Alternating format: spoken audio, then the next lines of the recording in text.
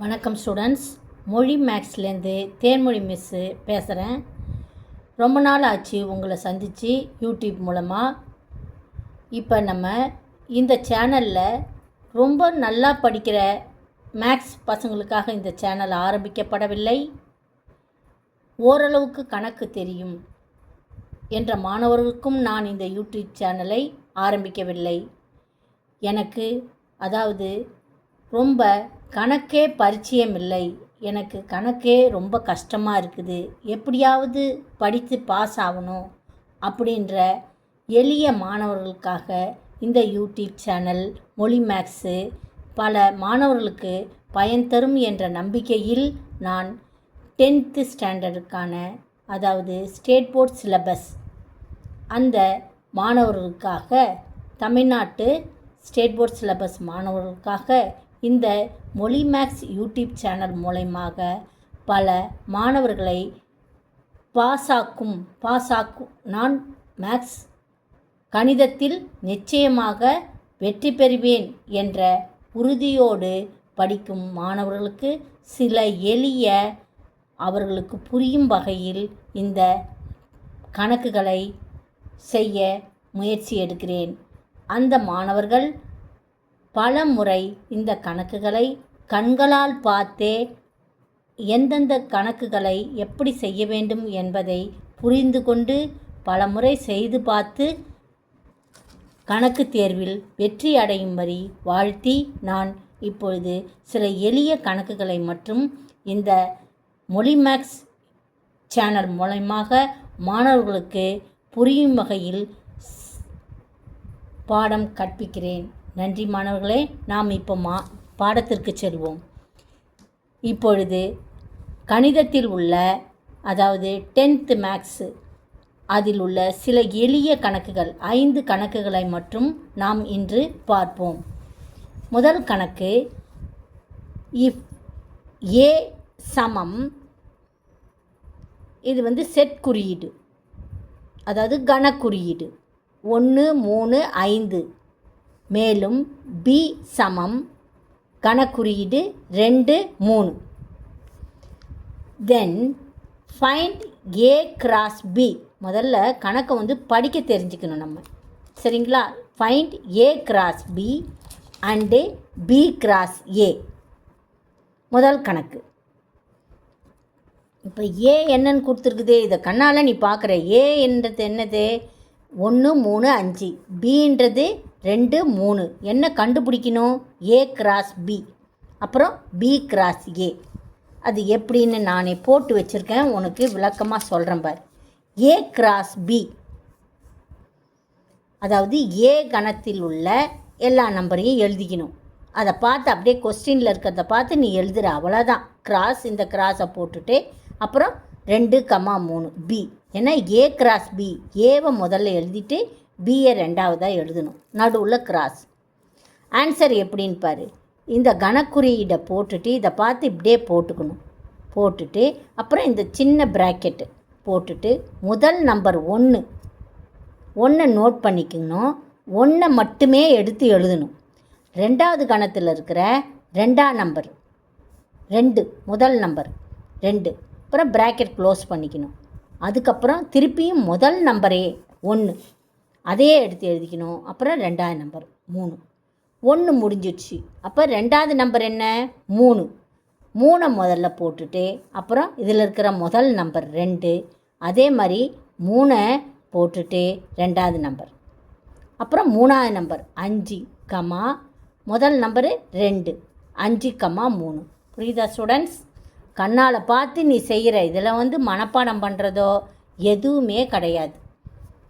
வாய்ப்பாடோ அல்லது எந்த ஒரு இதுவும் கிடையாது. கொஸ்டினில் இருக்கிறத பார்த்து நீ எழுதுகிற. முதல் ஏ என்ற கணம் முதல்ல வந்ததுனால அந்த நம்பரை முதல்ல எழுதணும். புரிஞ்சுதா ஸ்டூடெண்ட்ஸ்? அடுத்தது பி கிராஸ் ஏ சமம். இந்த சமக்குறியெல்லாம் போட தெரியணும். பி முதல்ல எழுதணும். இப்போ பி கணத்தில் உள்ள உறுப்புக்கள் 2 3, ஏ கணத்தில் உள்ள உறுப்புக்கள் 1 3 5. அதே மாதிரி தான் ஸ்டூடெண்ட்ஸ், நீ பியை முதல்ல எழுதுறதுனால இந்த கணக்குறியீடை போட்டு 2 முதல்ல எழுதிட்டு அப்புறம் 1. 2 3 2 5. ரெண்டாவது நம்பர் 3 1 3, 3 3, 5. அவ்வளோதான் ஸ்டூடெண்ட்ஸ் ஆன்சரு. நீ கொஸ்டினில் இருக்கிறத பார்த்து எழுதுகிற, வேறு ஒன்றுமே இல்லை. இதில் நல்லா கவனித்து புரிஞ்சு எழுதணும். அப்புறம் ரெண்டாவது கணக்கு, A cross B is not equal to B cross ஏவான்னு கேட்குறாங்க. இஸ் நாட் ஈக்குவல்ட்டுனா என்னது? A கிராஸ் பியும் B கிராஸ் ஏயும் சமம் இல்லையா அப்படின்னு கேட்குறாங்க. ஆம், சமம் இல்லை தான். ஏன்னா இந்த முதல் இதில் பாரு, 1,2 A கிராஸ் பியில் 1,2, இங்கே என்ன இருக்குது? 2,1 மாறி இருக்குது. அதனால் ஒவ்வொரு உறுப்புக்களும் அதே மாதிரி தான். 1,3 இங்கே 2,3 மாறி இருக்குது. அதனால் இது சமம் கிடையாது. A cross B is not equal to B cross A. கொஸ்டினில் இருக்கிறத பார்த்து நீ விடை எழுதுகிற, அவ்வளவுதான். அடுத்தது மூணாவது, A கிராஸ் பியினுடைய எண்ணிக்கை, இது என்னன்றது என்னது? எண்ணிக்கை சமம் B கிராஸ் ஏனுடைய எண்ணிக்கை சமம் ஏயினுடைய எண்ணிக்கை கிராஸ் பியினுடைய எண்ணிக்கை எல்லாம் சமமான்னு கேட்குறாங்க. ஆமாம், சமம்தான். எப்படின்னு பாரு. ஏயில் உள்ள உறுப்புக்கள் எத்தனை? 1 2 3. அதான் ஏயினுடைய உறுப்புக்கள், அதாவது எண்ணிக்கை. ஏ கணத்தில் உள்ள உறுப்புக்களின் எண்ணிக்கை எவ்வளவு? 3. அதான் உறுப்புக்கள்ன்றது தான் எலமெண்ட்ஸ்ன்னு எழுதியிருக்கேன் இங்கிலீஷில். பியில் உள்ள உறுப்புக்களின் எண்ணிக்கை 2. 1 2. ரெண்டுத்தையும் பெருக்கும்போது 3 × 2 பெருக்கு தெரியுமில்ல? 3 2 6. அடுத்தது A கிராஸ் பியினுடைய எண்ணிக்கை எவ்வளவு? இந்த முதல் கணக்கில் போட்டிருக்கோம் பாரு. A கிராஸ் பியில் உள்ள எண்ணிக்கை எவ்வளவு? 1 2 3 4 5 6. அதேமாரி B கிராஸ் ஏயில் எத்தனை எண்ணிக்கை இருக்குது? இது ஃபுல்லுக்குமே ஒரு உறுப்பு. 1 2 3 4 5 6, மொத்தம் 6 உறுப்புகள். இவ்வளோதான் ஸ்டூடெண்ட்ஸ். ஸோ ஆகையால் A கிராஸ் பியினுடைய எண்ணிக்கை B கிராஸ் ஏனுடைய எண்ணிக்கை சமம் ஏயினுடைய எண்ணிக்கை கிராஸ் பியினுடைய எண்ணிக்கை. எல்லாமே என்னது? சமம். எல்லாமே 6 உறுப்புக்கள். சரியா? 6 எலமெண்ட்ஸ். ஸோ எல்லாமே சமம். இதை பார்த்து கொஸ்டினில் இருக்கிறத N of A cross B சமம் N of B cross A சமம் N of A cross N of B அப்படின்னு நீ கொஸ்டினில் இருக்கிறத பார்த்து எழுதணும். அவ்வளோதான் குட்டீஸ். ரொம்ப ஈஸியான கணக்கு. நம்ம செய்கிற முறையில் தான் இருக்குது. கணக்கை பார்த்து கண்ணால் பார்த்து கையில் செய்கிற கணக்கு மட்டும்தான் நான் சொல்லி கொடுக்குறேன் இதில். அடுத்தது ரெண்டாவது கணக்கு என்னென்னா, கொஸ்டின் பாரு. இஃப் A கிராஸ் B கொடுத்துட்டாங்க உனக்கு. என்னென்னு கொடுத்துருக்காங்க? 3, 2 3, 4 5, 2 5, 4. A கிராஸ் B விடையை கொடுத்துட்டாங்க. இதில் ஏவை மட்டும் தனியாக எடுத்து எழுது, பியை தனியாக எடுத்து எழுதுன்னு சொல்கிறாங்க. இந்த கொஸ்டினில் A கிராஸ் B, அப்போ முதல் நம்பர் என்னது? ஏலேருந்து எடுத்துருக்கிற. முதல் நம்பரே ஏலேருந்து எடுத்துருக்கிற. அதனால் முதல் நம்பரெல்லாம் என்னது? 3 5 ஏலேருந்து எடுத்துருக்க. A cross B. இங்கே பாரு, A கிராஸ் B கொஸ்டின் இலக்கத்தை எழுதியாச்சு. முதல்ல இருக்கிற உறுப்புக்கள் என்னது? 3, இந்த 3 இந்த 3 இந்த 5 இந்த 5 ரெண்டுமே என்னது? ஏ என்ற கணத்திலேருந்து எடுக்கப்பட்டதுனால 3, 5 ஏ ஒரு தடவை தான் எழுதணும். சரியா கண்ணே? அடுத்தது B, ரெண்டாவது உறுப்பு. A கிராஸ் பின்றதுனால ரெண்டாவது உறுப்பு 2, 4. இது 2 தடவை வந்திருந்தாலும் ஒரு தடவை தான் எழுதணும். 2, 4 அதுதான் பியிலிருந்து எடுக்கப்பட்ட உறுப்புக்கள். அடுத்தது மூணாவது கணக்கு என்ன கொடுத்துருக்குது? Find A cross B, A cross A and B cross A. சில கணக்குகள் கொடுத்துருக்குது. முதல் கணக்கு என்னென்னா, A என்னன்னு கொடுத்துருக்குது? ஆன்சர் எழுதியிருக்கேன் பாரு. A என்னன்னு கொடுத்துருக்குது? 2 -2 3. B என்னன்னு கொடுத்துருக்குது? 1 -4ன்னு கொடுத்துருக்குது. இப்போ A கிராஸ் B கண்டுபிடிக்கணும். ஏ கிராஸ் பி முதல் கணக்கு சொல்லி கொடுத்த மாதிரி தான். ஏயிலிருந்து முதல் நம்பரை எடுத்து எழுதிக்கோ 2. இந்த செட் குறியீடெல்லாம் போட்டுக்கணும். இது பேர் செட் குறியீடு, இல்லை தமிழில் கணக்குறியீடு. சின்ன ப்ராக்கெட்டு, முதல் நம்பர் 2. இது 2 கையை வச்சுக்கிட்டு 2 முதல்ல எழுதிட்டு அப்புறம் 1, திருப்பி 2 -4. அடுத்த கணக்கு என்னது நம்பரு? -2 1 -4. அடுத்தது 3, 1 3, -4. அவ்வளோதான். ஏ கிராஸ் பி முடிஞ்சிடுச்சு.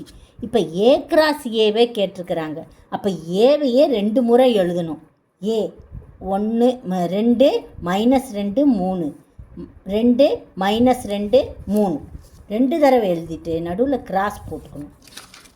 இங்கேருந்து பாரு 2, 2. அடுத்தது 2, -2 2, -3 3 மட்டும்தான். அடுத்தது -2,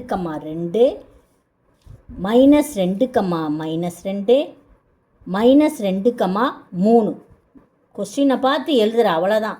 3, 2. அடுத்தது 3, -2 3, 3. ஏ கிராஸ் ஏ முடிஞ்சிடுச்சு. அடுத்தது பி கிராஸ் ஏ. பியை முதல்ல எழுதணும். பியில் உள்ள உறுப்புகள் என்னது? 1 -4 கிராஸ் 2 -2 3. அதே மாதிரி தான் பியில் உள்ள உறுப்புக்களை முதல்ல எழுதணும். 1 2 1 -2 1 3 -4 2 -4 -2 -4 3. பி கிராஸ் ஏ முடிஞ்சிடுச்சு. அடுத்தது ரெண்டாவது கணக்கு என்ன கொடுத்துருக்காங்கன்னா ஏ சமம் பி சமம் பிக்யூ. அதாவது இதுக்கு என்ன அர்த்தம்னா ஏயும் பியும், ஏவும் என்னது பி கியூ தான், பியும் பி கியூ தான். அப்போ ஏ கிராஸ் பி என்ன வரும்? அதே தான் வரும். ஏவையே திருப்பி 2 தடவை போட்டுக்கணும். பிக்யூ, பின்னா என்னது? பிக்யூ. இப்போ அதே தான். P P, P Q, Q P, Q Q. நல்லா கவனிச்சிக்கோ. திருப்பியும் ஏ கிராஸ் ஏனாலும் என்ன வரும்? அதே தான். ஏன்னா ஏயும் பியும் பி கியூ தான். அதனால் திருப்பியும் அதே ஆன்சர் தான் வரும். அதே மாதிரி பி கிராஸ் ஏயும் அதே ஆன்சர் தான் வரும். ஓகே. பி ஏன்னா பியும் ஏவும் சமம். அடுத்தது பாரு மூணாவது கணக்கு A equal M N. A equal என்னது? M N. Set of all A equal M N. B equal pi. Pi இதை எப்படி பேசணும், இதை சொல்லணும்?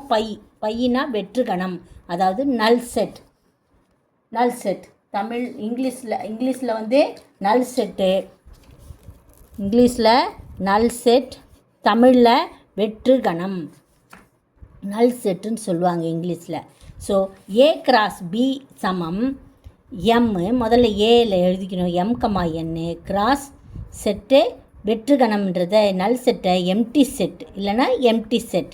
எம்டி செட்னா ஒன்றுமே உறுப்புகள் இல்லாத கணம், உறுப்புகளே கிடையாது. அதனுடைய ஆன்சர் என்னது?